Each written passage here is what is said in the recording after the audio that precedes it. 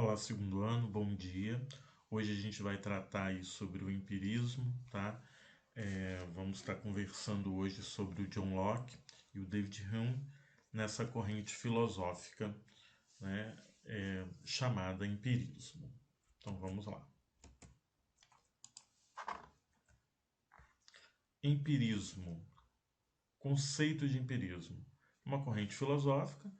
Ela está atrelada aí à teoria do conhecimento e a origem dela vai estar na filosofia aristotélica. Bem, a gente precisa lembrar que Aristóteles defendia a questão de apenas um mundo, né, diferente de Platão. Platão defendia, lembra, um mundo aí que era sensível e um mundo insensível. Aristóteles não. Aristóteles ele defende que existe apenas um mundo e esse mundo ele é sensível e também insensível, tá? Então, o empirismo ele aí acaba tendo sua origem na filosofia de Aristóteles. O termo empirismo vem aí da palavra grega empiria e significa experiência, né? A questão da experiência, do experimento. Então, a gente tem aí o John Locke e o David Hume. E vamos ver o que esses filósofos pensavam aí. Eles eram contra os racionalistas, tá? Os racionalistas, eles defendiam que o conhecimento ele é puramente racional e não depende aí da experiência. Diferente dessa posição aí do John Locke e do David Hume, né? Que o empirismo é experiência. Os racionalistas eles eram consequentemente inatistas, né? O que significa isso? O que são os inatistas? Eles defendiam a existência do conhecimento inato no ser humano, ou seja, esse ser humano ele nasce com conhecimento, né? Ele já vem para o mundo com um intelecto, ele já nasce como se já fosse, né, pronto e com esse conhecimento, com essas ideias já prontas, tá bem? O que o Locke vai criticar aí, né? O John Locke vai criticar o seguinte, essa principal ideia do Descartes. Que ideia era essa? A ideia, né, essa questão da ideia das ideias inatas, né? Então, aí está falando, né, que o Descartes ele defendia que as ideias são inatas, nascidas conosco, né, conosco esse ser humano nasce com a ideia, né? Essa ideia é uma marca do Criador. E aí o Locke não vai defender isso, ele vai defender que esse ser humano ele é uma tábula rasa, né? Nós nascemos aí sem nada. Segundo ele, a gente é uma folha de papel em branco e que essa folha de papel em branco vai ser escrita, vai ser moldada, tá? Então, para os racionalistas, né, Descartes, por exemplo, o ser humano ele já nasce aí com as ideias. Já para o Locke, o ser humano não nasce com as ideias. O ser humano ele é uma tábula rasa, ele é uma folha em branco, tá bem? Então, o John Locke ele vai afirmar que o ser humano é uma tábula, uma tábula rasa, né, uma folha em branco, né, que pode ser comparada a uma folha em branco, tá aí. E esse ser humano nasce sem nenhum conhecimento. E ele é preenchido de acordo com o que ele vai viver, né? Com as vivências dele. Então, o ser humano ele vai nascer, ele vai aprender a comer, né? Ele vai aprender a andar e aí com essa vivência ele vai adquirir aí o conhecimento, tá bem? Importante aí, né? O John Locke vai dividir em duas partes a questão do seu pensamento, a questão da sensação e da reflexão. A sensação são as ideias simples, né? Aquilo que a gente sente e aí é mais fácil né, de entender, de compreender. E a reflexão já é uma explicação mais consistente, algo mais complexo que o ser humano vai desenvolver a partir dessa sensação, a partir desse experimento, tá bem? a questão das ideias complexas dele, né, vai estar associada a três modelos de associação: combinação, a junção e a abstração. Então, esse ser humano ele combina, junta, né, essa combinação da questão da sensação junto com a reflexão e ele vai, a partir daí, abstrair aí, né, ter uma abstração desse conhecimento, desse experimento dele. É importante aí ver, né, essa divisão do Locke em qualidades primárias e qualidades secundárias. Ele usa a experiência, né, que é a percepção inegável, ou seja, você pega, você coloca a mão na água, a água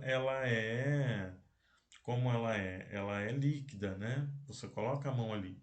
E a questão do sentido dessa água, né? Qual o gosto da água, a cor, né? Ela é incolor, o som da água. Então, utiliza essa experiência de percepção e sentido, tá bem? E algumas pessoas gostam de água, outras pessoas não gostam de água, né? Então a gente tem aí essa ideia, essa noção a partir dessa experiência, né, dessa percepção inegável e do sentido, tá bem? Às vezes a cor da água, a cor de uma água mineral é diferente de uma água de um rio poluído, né? Então você tem aí esses sentidos trabalhando a questão do conhecimento.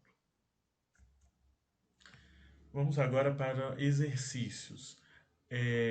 No exercício aí da página 38 está assim: consiste numa opinião estabelecida entre alguns homens que o entendimento comporta certos princípios inatos, certas noções primárias, caracteres os quais estariam estampados na mente do homem, cuja alma os recebera em seu primordial e os transportara consigo ao mundo. Seria suficiente para convencer os leitores, sem preconceito, da falsidade desta hipótese, se pudesse apenas mostrar o que espero fazer nas outras partes desse tratado, como os homens, simplesmente pelo uso de suas faculdades naturais, podem adquirir todo o conhecimento que possuem, sem a ajuda de impressões inatas, e podem alcançar a certeza sem nenhuma dessas noções.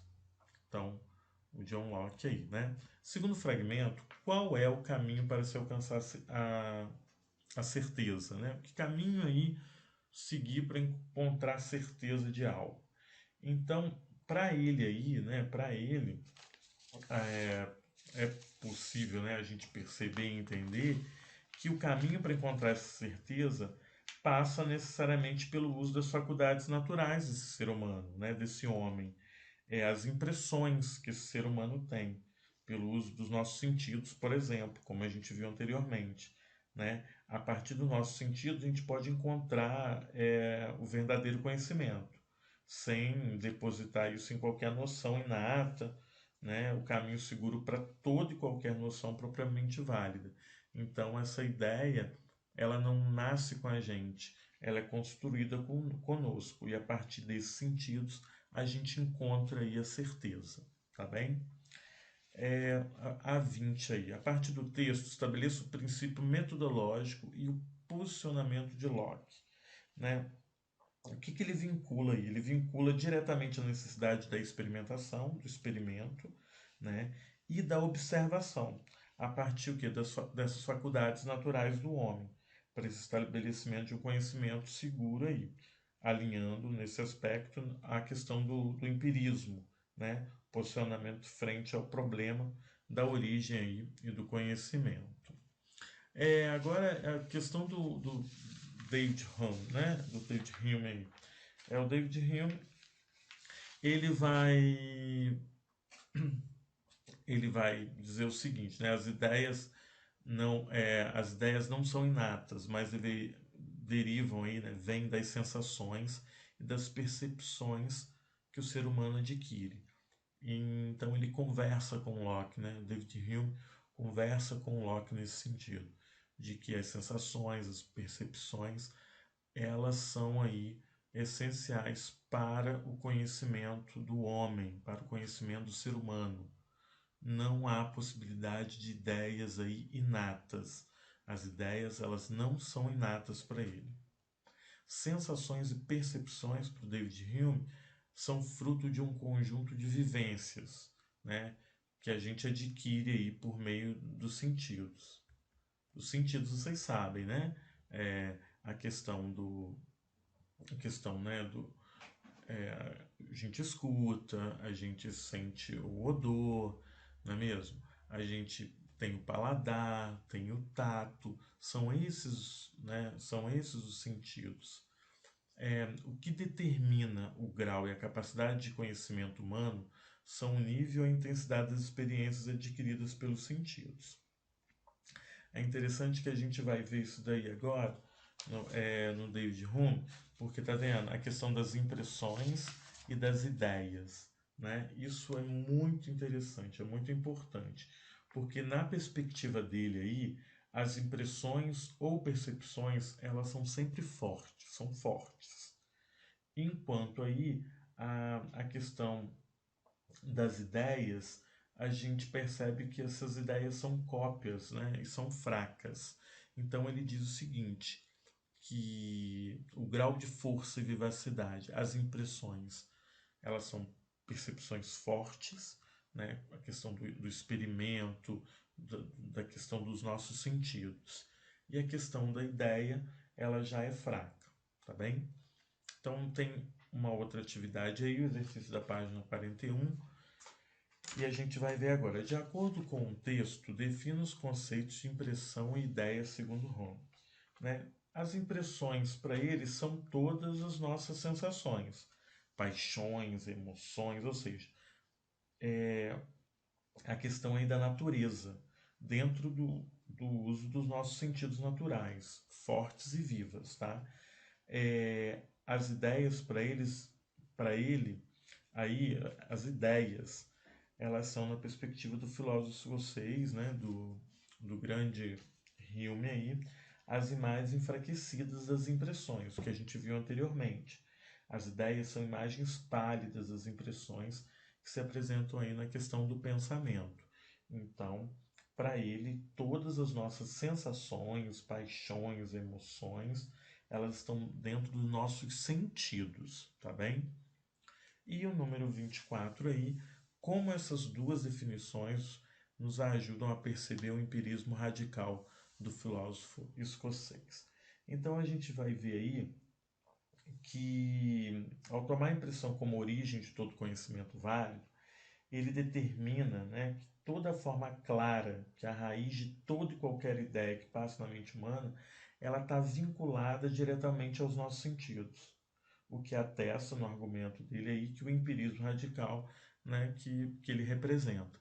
Então, ele vai dizer que toda e qualquer ideia que passa na mente humana, ela só pode estar associada aos sentidos, aos nossos sentidos, aos sentidos humanos, né, ao que a gente sente. Então, é importante a gente frisar nisso, né? Essa questão aí da ideia dele, né, de que toda ideia que passa na nossa mente que é humana, ela está vinculada diretamente aos nossos sentidos. Então, por isso que esse aí vai ser o empirismo radical, ok? Obrigado pela atenção aí, obrigado mesmo, vocês, né, vão agora realizar as atividades que eu vou propor. Tenham um bom dia.